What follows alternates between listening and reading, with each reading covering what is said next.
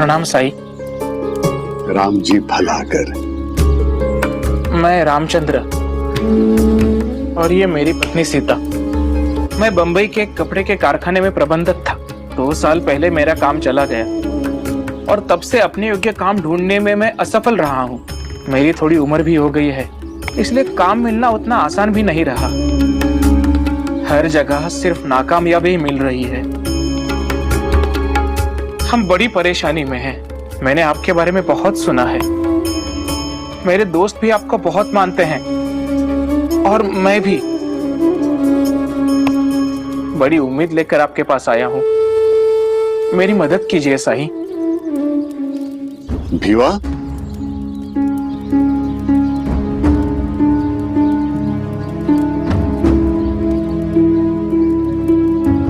जी साईं। ये लोग बड़ी दूर से आए हैं, इन्हें भूख लगी होगी। इनके लिए भोजन लाओ। इन्हें तुरंत वापस भी जाना है। जी सर।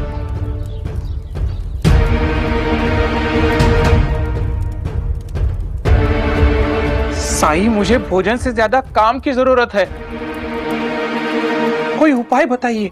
रामचंद्र, मैं तो ठहरा फकीर। अगर मेरा कपड़े का कारखाना होता तो आपको जरूर काम दे देता। आप यहां आए, मुझे अच्छा लगा। अब आप तुरंत लौट जाइए।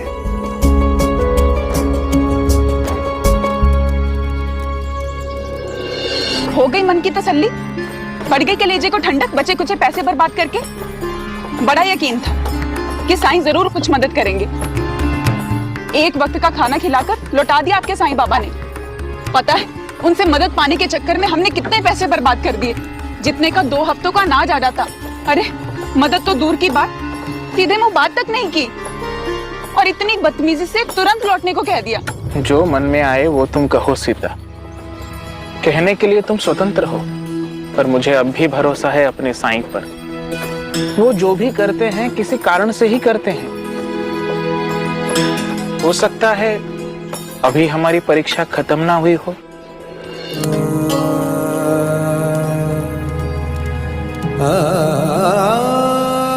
रुको, आगे मत जाओ, गरम है।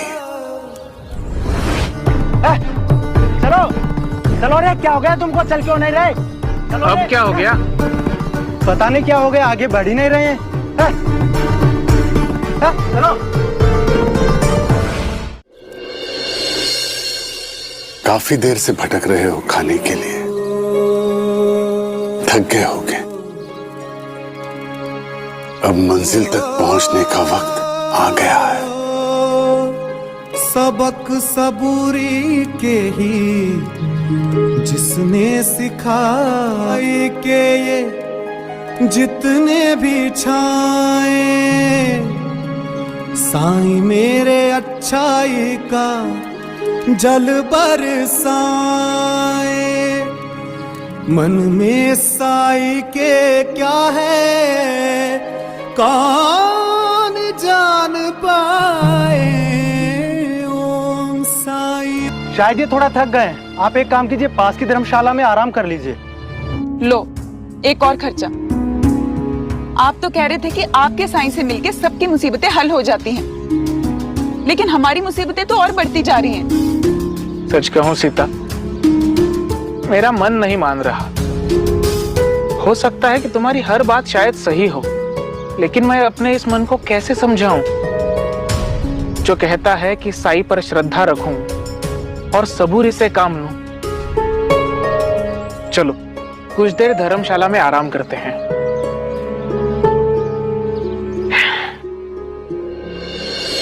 सारा लेन देन और हिसाब किताब अटका पड़ा है साहब। अगर कल तक कोई प्रबंधक नहीं मिला तो बड़ा नुकसान हो जाएगा साहब। चिंता मत कर, आज शाम से पहले हमें नया प्रबंधक मिल जाएगा। चल। सुनिए, क्या आपको प्रबंधक की तलाश है? जी हाँ। प्रबंधक किस काम के लिए चाहिए आपको? बंबई में कपड़े का एक कारखाना है मेरा, उसी के लिए। असल में मेरा प्रबंधक कुछ हफ्तों पहले काम छोड़कर चला गया।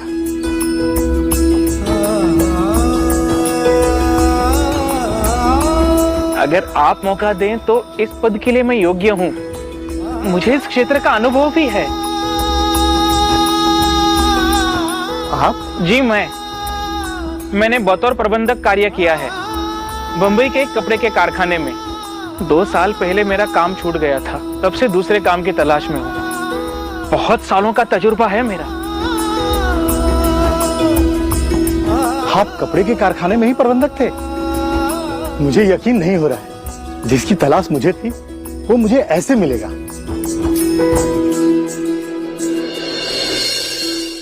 खैर, आप चाहें तो ये काम आपका है, लेकिन एक शर्त है मेरी। आपको कल से ही ये काम शुरू करना पड़ेगा।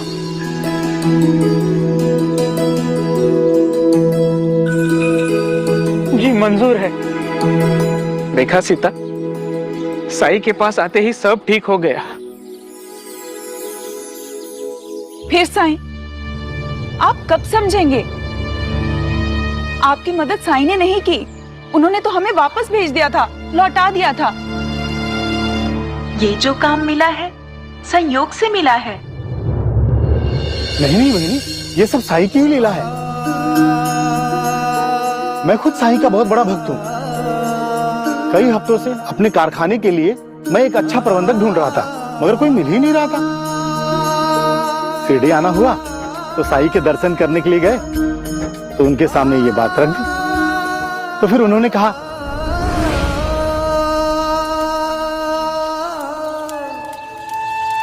यहां से 6 मील दूर एक धर्मशाला है, वहां जाओ। कल शाम तक तुम्हें एक ईमानदार, होनहार और अनुभवी प्रबंधक मिल जाएगा। इसलिए मैं यहाँ आ गया कल ही। और देखिए, जैसा साई ने कहा था सब वैसा ही हो रहा है। अगले दिन होते होते आप मुझसे मिले और साई की कृपा से हम दोनों की परेशानी दूर हो गई।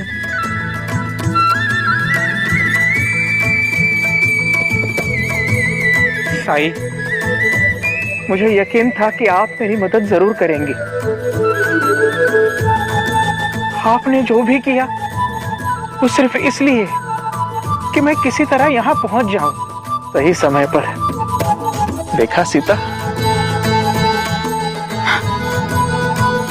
मुझसे बहुत बड़ी गलती हो गई।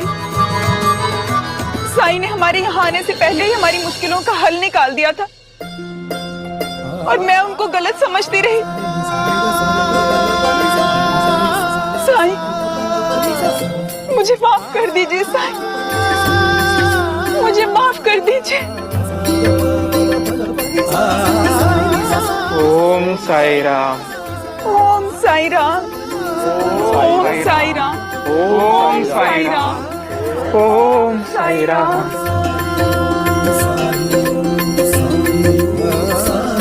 राम जी भला करे।